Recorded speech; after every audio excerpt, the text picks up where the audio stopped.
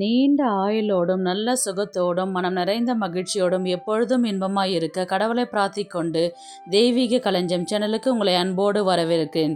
ஆன்மீக அன்பர்கள் அனைவருக்கும் என் பணிவான வணக்கத்தை சொல்லிக்கொண்டு இந்த பதிவினை தொடங்கலாம் வாங்க. நம்ம சேனல் இப்போ தான் ஃபஸ்ட் டைம் பார்க்குறீங்கன்னா ப்ளீஸ் சப்ஸ்கிரைப் பண்ணிக்கோங்க. நான் போடுற பதிவுகள் உடனுக்குடன் உங்களை சேரும். அதன் மூலம் நீங்கள் கேட்டு பயன்பெறுவீர்கள். இன்றைக்கி நம்ம எதை பற்றி தெரிஞ்சுக்க போகிறோன்றது பார்த்தீங்கன்னா, ஹனுமன் ஜெயந்தி என்னைக்கு வருது, வரலாறு, விரத முறை, பூஜை முறை, நெய்வேத்தியங்கள், பலன்கள், அதை பற்றி முழுசாக தெரிஞ்சுக்கலாம். வாங்க வீடியோக்குள்ளே போகலாம்.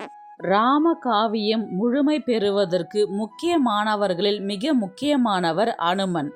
இவரை ஆஞ்சநேயர், மாருதி, அஞ்சனை மைந்தன், வாயு புத்திரன், ராம பக்தன், வீர ஆஞ்சநேயர், பக்த ஆஞ்சநேயர் என பல பெயர்களில் நாம் அழைக்கின்றோம்.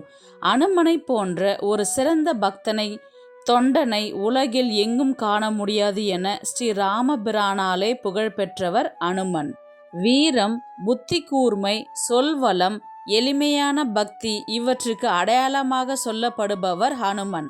ராவணனுடனான யுத்தத்தின் போது ஒரு கட்டத்தில் ராமரின் படைகள் திணறி போயின. ஏராளமானவர்கள் உயிரிழந்தனர்.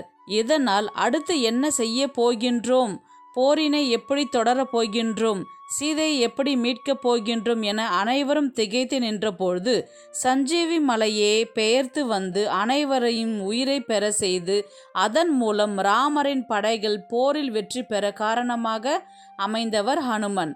அதேபோல் சீதையின் நிலை என்னவென்று தெரியாமல் கண்டறிந்து வர சென்ற அனுமன் என்ன செய்தியுடன் வருவானோ என ராமன் கலக்கத்தில் இருந்தபொழுது, கண்டேன் சீதை என 2 வார்த்தையில் மொத்த விவரத்தையும் சொல்லி முடித்தவர் ஹனுமன். ராம பக்தனான அனுமனை வழிபடுபவர்களுக்கு அவர் என்றும் துணையாக இருந்து காப்பார். அனுமனின் அவதார தினத்தில் அவரை வழிபடுவது மிகவும் சிறப்பு. மார்கழி மாதத்தில் வரக்கூடிய மிக சிறப்பான நாட்களில் ஒன்று அனுமன் ஜெயந்தி. இந்த நாளில் வழிபடுபவர்களுக்கு அனுமனின் அருளும் பெருமாளின் அருளும் கிடைக்கும். வீரம், பக்தி, ராமசேவை, பேச்சாற்றல், புத்தி கூர்மை ஆகியவற்றுக்கு உதாரணமாக விளங்குபவர் ஹனுமன். ராம காவியத்தின் ஆணிவேராக விளங்கக்கூடியவர் அனுமன். ராமாயணத்தில் அனுமனின் திறன்களை அழகாக எடுத்து கூறும் பகுதிக்கு தான் சுந்தரகாண்டம் என பெயரிடப்பட்டுள்ளது. இந்த சுந்தரகாண்டத்தை படித்தாலே எப்படிப்பட்ட துன்பங்களும் தீரும். ஹனுமன் அவதரித்த தினத்தையே அனுமன் ஜெயந்தியாக கொண்டாடப்படுகின்றோம். மார்கழி மாத அமாவாசையில் மூல நட்சத்திரம் இணைந்து வரும் நாளில் ஹனுமன் அவதரித்ததாக சொல்லப்படுகின்றது. ஹனுமன் பிறந்த வரலாறு பற்றி பார்க்கலாம். அவருடைய தாயாரான அஞ்சனையோடு இந்த கதை தொடர்புடையது. அஞ்சனை மலைகீர் பிரதேசத்தில் குரங்கு முகம் கொண்ட பெண்ணிற்கும் வானர குல தலைவரான கேசரி என்ற ஆண் குரங்கிற்கும் மகனாக பிறந்தவர் அனுமன். அஞ்சனா ஒரு அப்சரசாக இருந்தாங்க. ஒரு நாள் நந்தவனத்துல பூக்கள் பறிக்க சென்றாங்க. அங்க ஒரு குரங்கு ஆசனமிட்டு தவம் செய்வதை பார்க்குறாங்க. ஒரு குதூகலத்துல பறிச்சு வச்சிருந்த பூக்களை எடுத்து அந்த குரங்குக்கு மேல தூவுறாங்க. திடீரென்று அந்த குரங்கு தவம் கலைந்து ஒரு முனிவராக மாறி காட்சியளிக்கின்றார்கள். இதை பார்த்த அஞ்சனா ஆச்சரியம் அடைகிறாங்க. கடும் கோபத்தோடு அந்த முனிவர் அஞ்சனாவுக்கு சாபம் கொடுக்கின்றார். நீ யார் மீது காதல் கொள்கின்றாயோ அந்த நிமிடமே நீ குரங்காக மாறுவாய் என்று முனிவர் சாபமிடுகின்றார். அஞ்சனை உடனே என்னை மன்னித்து அருள வேண்டும் என்று முனிவரிடம் மன்றாடுகின்றாள். அஞ்சனை தனக்கு குரங்கு முகம் இருந்த போதிலும் தனக்கு திருமணம் செய்து கொள்பவர் தன் மீது காதல் கொள்ள வேண்டும் என்றும் சிவபெருமானுடைய அவதாரமே தனக்கு குழந்தையாக வந்து பிறக்க வேண்டும் என்றும் அப்படி குழந்தை பிறந்த பிறகு தனக்கு சாப விமோச்சனம் கிடைக்க வேண்டும் என்றும் வேண்டுகின்றாள். அஞ்சனை சாப விமோச்சனம் பெற அஞ்சனா பூமியில் வந்து பிறந்து ஒரு காட்டில் வாழ்ந்து வருகின்றாள். அப்பொழுது ஒரு ஆடவனை பார்த்து காதல் வயப்படுகின்றாள். அந்த நொடியே குரங்காக மாறிவிடுகின்றாள் அஞ்சனை. அந்த ஆண்மகன் நான் தான் கேசரி குரங்குகளின் அரசன் என்றும் தன்னை அறிமுகப்படுத்துகின்றார். குரங்கு தலையும் மனித உடலும் கொண்ட அவரால் நினைத்த நேரத்தில் குரங்காகவும் மாற முடியும், மனிதனாகவும் மாற முடியும். இதை பார்த்த அஞ்சனாவிற்கு ஆச்சரியத்தில் உறைந்து நிற்கின்றாள். அதன் பிறகு 2 பேரும் காட்டிலே திருமணம் செய்து கொண்டு வாழ்ந்து வருகின்றார்கள். சிவபெருமானை நோக்கி தன்னுடைய சாபம் நீங்க வேண்டும் என்று சொல்லி 2 பேரும் தவம் இருக்கின்றார்கள். பிறகு அயோத்தியில் புத்திர பேரு வேண்டி தசரத மகாராஜா புத்திரகாமேஷ்டி யாகம் நடத்திக்கிட்டு வராரு. தவத்தால மனம் குளிர்ந்த அக்னி தேவன் தசரதரிடம் பாயாசத்தை கொடுத்து அதை அவருடைய மனைவியாரை சாப்பிட சொல்கின்றார். இதை தசரதர் தன்னோட முதல் மனைவியான கௌசல்யாவிடம் கொடுக்கும் பொழுது அதிலிருந்து ஒரு சொட்டு கீழே விழுந்து விட்டது. இதை ஒரு பறவை எடுத்து கொண்டு சென்று அஞ்சனை தவம் செய்கின்ற காட்டில் கொண்டு சேர்க்கின்றது. அங்கிருந்து வாயு பகவான் அந்த பாயாசத்தின் துளியை எடுத்துக்கொண்டு சென்று அஞ்சனையிடம் ஒப்படைக்கின்றார். அஞ்சனை அதை பார்த்ததும் மகிழ்ச்சியாக அருந்துகின்றாள். அதை அருந்தும் பொழுது அவள் சிவபெருமானின் அருளை புரிந்து கொள்கின்றாள். இதனால் தெய்வீக தன்மை கொண்ட சிவபெருமான் அருளால் குரங்கு முகமும் மனித உடலும் கொண்ட குழந்தை அவங்களுக்கு பிறக்கின்றது. அந்த குழந்தை கேசரி மைந்தன், வாயு புத்திரன், அஞ்சனை மைந்தன் என்ற சிறப்பு பெயர்கள் கொண்டு அழைக்கப்படுகின்றார். அஞ்சனாவிற்கும் சாப விமோச்சனம் கிடைக்கின்றது. புராணங்களின்படி ஹனுமன் பிறந்தது மார்கழி மாதம். அமாவாசையும் மூல நட்சத்திரமும் கூடி வர தினத்தில்தான். அதீத சக்திகளோடு பிறந்த ஹனுமன் ஒரு நாள் தாய் அஞ்சனையிடம், எனக்கு பசிக்கும் பொழுது நீங்கள் என் அருகில் இருந்தால் எனக்கு உணவு கொடுக்கின்றீர்கள், நீங்கள் அருகில் இல்லாவிட்டால் நான் என்ன செய்வேன் என்று ஹனுமன் அஞ்சனையிடம் கேட்கின்றார்.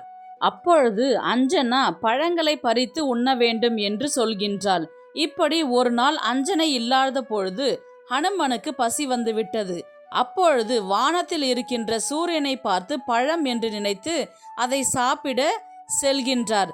ஹனுமன் சூரியனின் அருகில் நெருங்கும் பொழுது பூமியில் இருள் சூழ்ந்தது. இதை பார்த்த இந்திரன் அவரை தடுப்பதற்காக தன்னோட வஜ்ராயுதத்தால் ஹனுமனை பலமாக அடித்து விடுகின்றார். இதனால் ஹனுமன் என்ற பெயர் வந்தது. ஹனு என்றால் தாடை, மண் என்றால் பெரியதானது.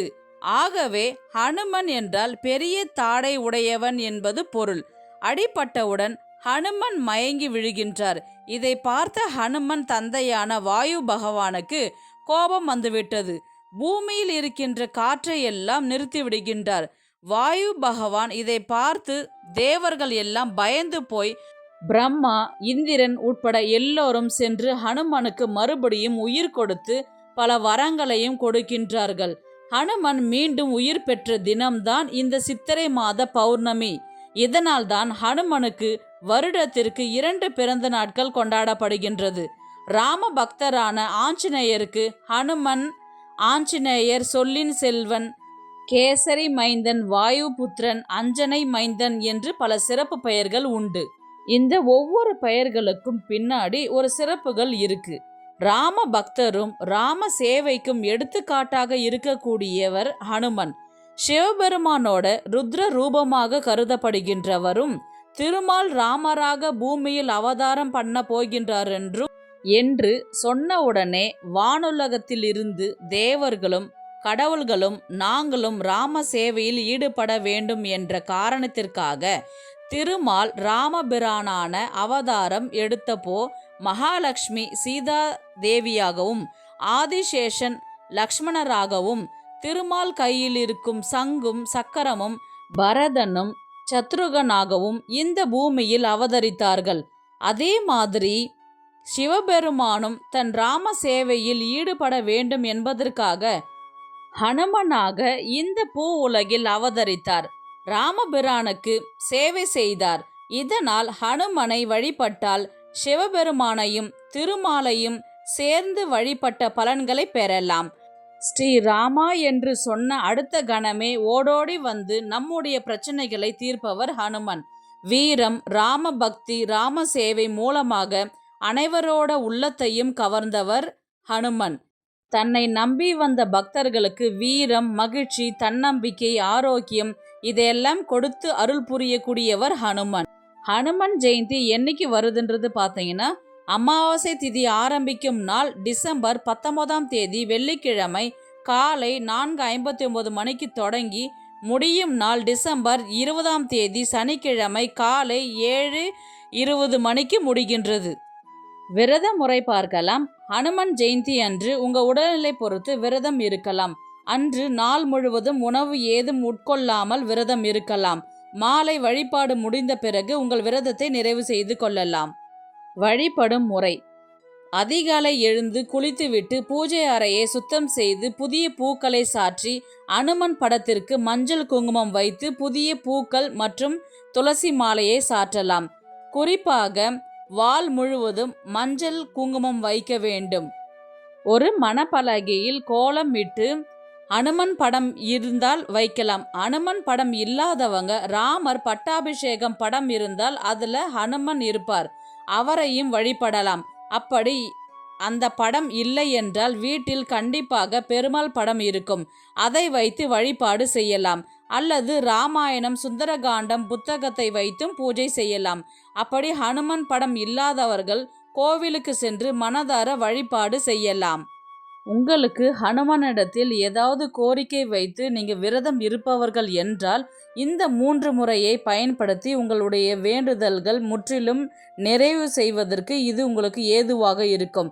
அது என்னன்னு பார்த்தீங்கன்னா, எந்த வேலை செய்தாலும் வெற்றி கிடைக்க வேண்டும் என்று நினைப்பவர்கள் வெற்றிலை மாலை சாற்றலாம்.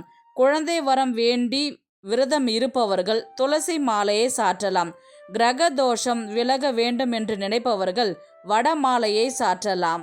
எப்பேற்பட்ட கஷ்டமும் விலக வேண்டும் என்று நினைப்பவர்கள் வெண்ணெய் நெய்வேத்தியமாக வைத்து வழிபாடு செய்ய ஆரம்பிக்கலாம்.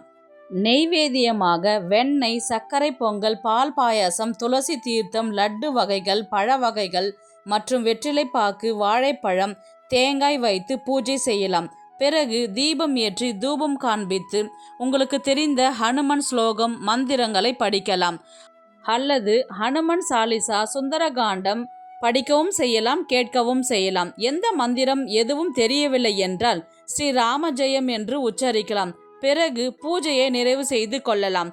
வீட்டில் வழிபாடு முடிந்த பிறகு மாலை நேரத்தில் கோவிலுக்கு சென்று நெய் தீபம் அல்லது வெண்ணெயை கொண்டு தீபம் ஏற்றி வழிபாடு செய்யலாம்.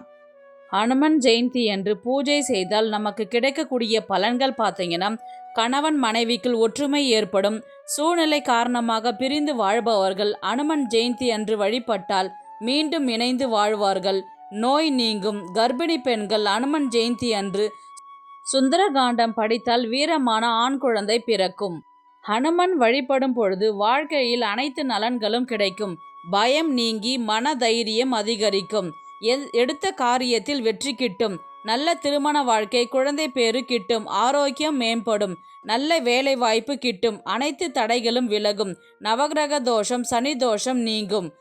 ஹனுமனை வழிபட்டால் சிவபெருமான் மற்றும் விஷ்ணுவின் அருள் பரிபூர்ணமாக கிடைக்கும். ஹனுமன் ஜெயந்தி அன்று ஹனுமனை மனதார வழிபட்டால் அனைத்து நலன்களும் கிட்டும் என்பது நம்பிக்கை. இந்த வீடியோ உங்களுக்கு பிடிச்சிருக்கும்னு நான் நினைக்கிறேன். இது போன்ற ஆன்மீக தகவல்களுக்கு நம்முடைய தெய்வீக களஞ்சியம் சேனலை சப்ஸ்கிரைப் பண்ணிக்கோங்க. நெக்ஸ்ட் ஒரு நல்ல பதிவில் சந்திக்கலாம். உங்களிடமிருந்து விடைபெறுவது உங்கள் புனிதவதி.